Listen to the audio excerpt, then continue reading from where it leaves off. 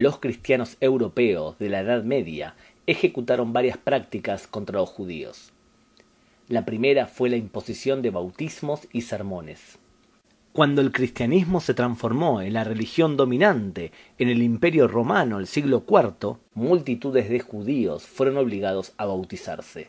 El primer relato detallado se remonta al año 418 en la isla de Minorca.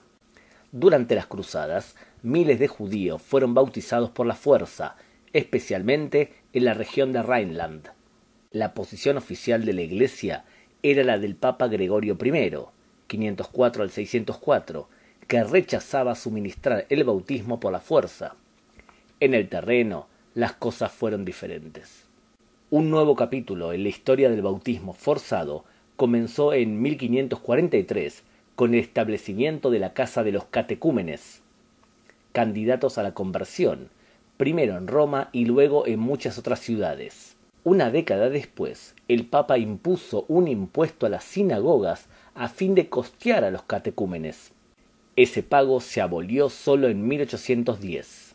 El converso potencial era adoctrinado por 40 días, al cabo de los cuales decidía si convertirse o regresar al gueto. Toda persona que por cualquier excusa era considerada poseedora de inclinaciones al cristianismo podía ser internada en la casa de los catecúmenes para explorar sus intenciones. Para agravar las cosas, corría una superstición popular según la cual quien lograba la conversión de un infiel se aseguraba el paraíso. A mediados del siglo XVIII, los jesuitas desempeñaron un rol protagónico en el misionerismo para convertir judíos. Varios casos fueron notorios.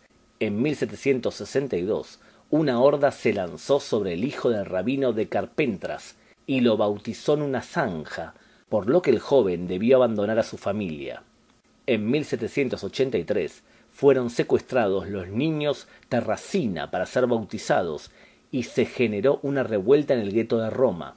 En 1858, la policía papal secuestró de su hogar en el gueto de Bolonia a Edgardo Mortara, de 6 años, quien había sido secretamente bautizado por una doméstica que lo creyó mortalmente enfermo. Los Mortara trataron en vano de recuperar a su hijo.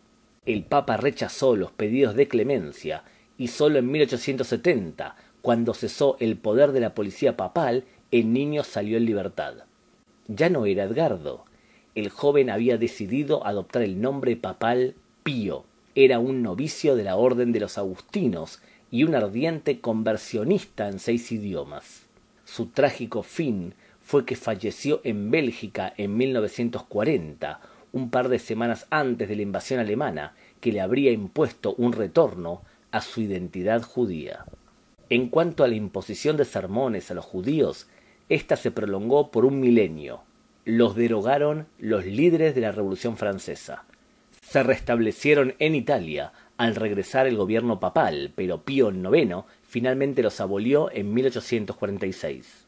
La segunda práctica judeófoba cristiana fue la quema de libros y los debates entre judíos y cristianos. La proscripción de la literatura judía comenzó en el siglo XIII, como un derivado de la decisión de 1199, por la que el Papa Inocencio III advirtió que las escrituras debían quedar bajo interpretación exclusiva del clero. En el 1236, el apóstata Nicolás Donin envió desde París un memorándum al Papa Gregorio IX en el que formulaba 35 cargos contra el Talmud, que era blasfemo, antieclesiástico, etc. El Papa terminó por enviar un resumen de las acusaciones a los curas franceses, ordenando que se aprovechara la ausencia de los judíos de sus casas mientras rezaban en las sinagogas y se confiscara sus libros. Además, se instruía a las órdenes dominica y franciscana en París que hicieran quemar en la hoguera los libros en los que se encuentran errores de corte doctrinario. A consecuencia de la circular de Gregorio IX, también se llevó a cabo la primera disputa religiosa pública entre judíos y cristianos, en París, entre el 25 al 27 de junio del 1240. El rabino Yehiel, que debió defender públicamente el Talmud, no logró evitar que un comité inquisitorial lo condenara. La práctica fue convirtiéndose en norma y muchos papas posteriores promovieron la quema del Talmud.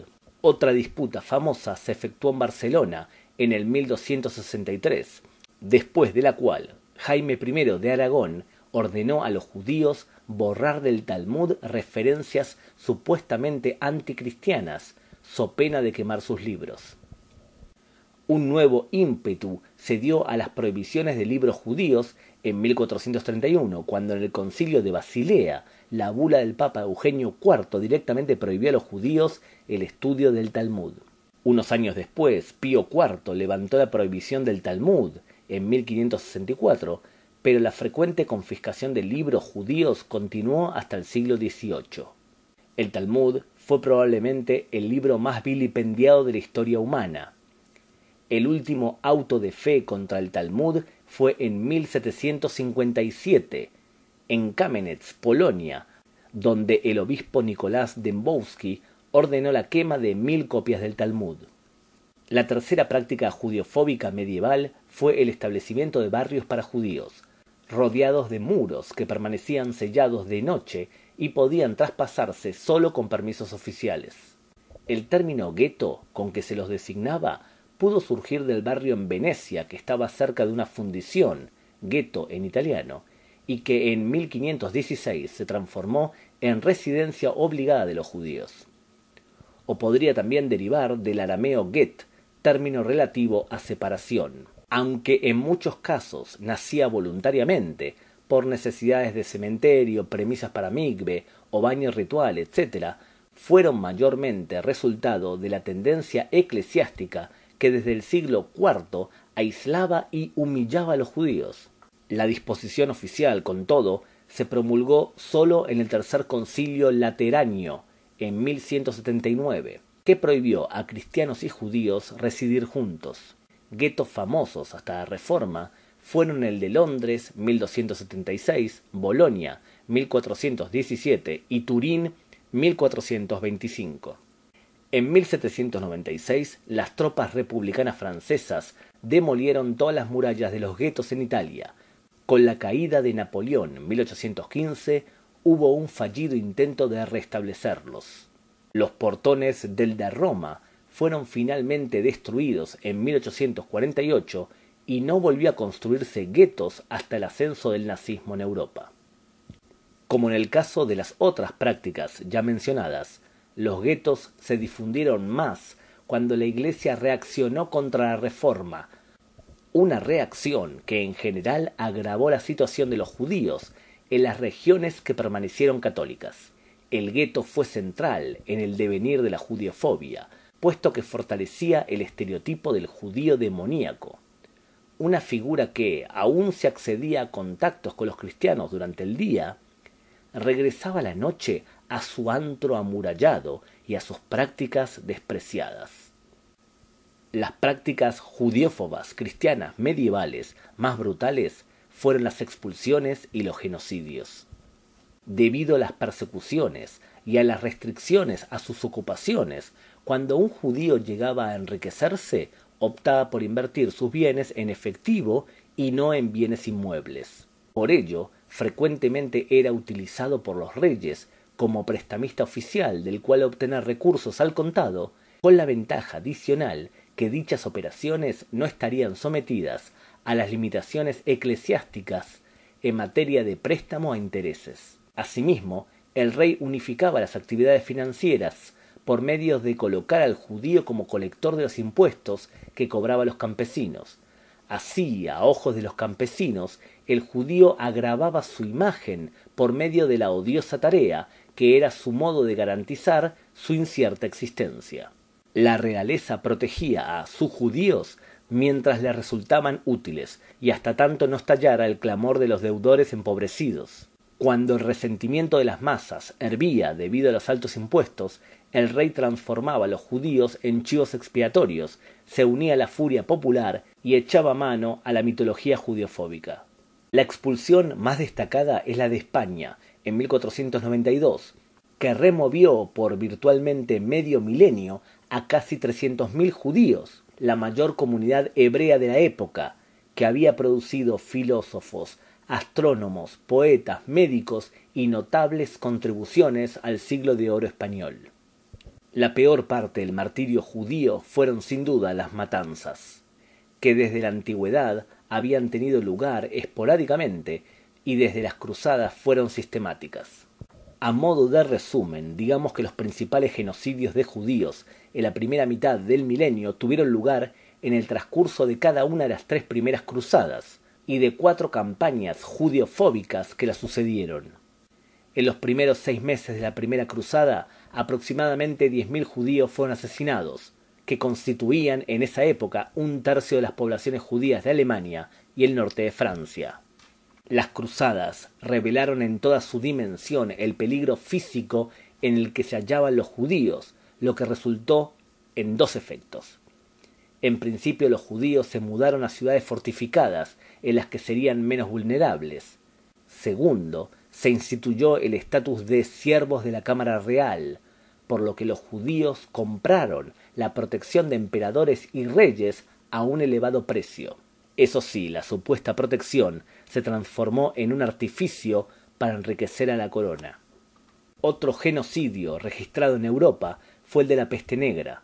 Una plaga mató a alrededor de 1/3 de la población de Europa entre 1348 y 1350, casi 100 millones de personas.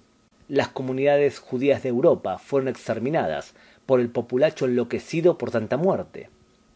¿Quién podía ser culpable de la plaga, sino el archiconspirador y envenenador, el judío? Los judiófobos cristianos medievales usaron 7 medios para destruir a una religión que, creían, debían reemplazar o sustituir. Tras haber dado una parte ínfima de ejemplos de persecuciones, atropellos, expulsiones y asesinatos, debemos preguntarnos si es honesto, justo y noble acusar justamente al judío de sentirse víctima de tantos atropellos a lo largo de la historia. Hay que recordar, la judiofobia es una enfermedad social enorme que consiste en el odio hacia los judíos y por ende siempre los tuvo como víctimas principales. No todo el mundo está enfermo de judiofobia. La mayoría no lo está. Más aún, incluso en períodos en los que la postura teológica de la Iglesia era judiofóbica, en el plano individual hubo eclesiásticos que rechazaron la violencia contra los judíos. El problema, sin embargo, es que los judiófobos más virulentos de la Iglesia fueron y siguen siendo reverenciados como santos. El crimen de la judiofobia se cometía con virtual impunidad.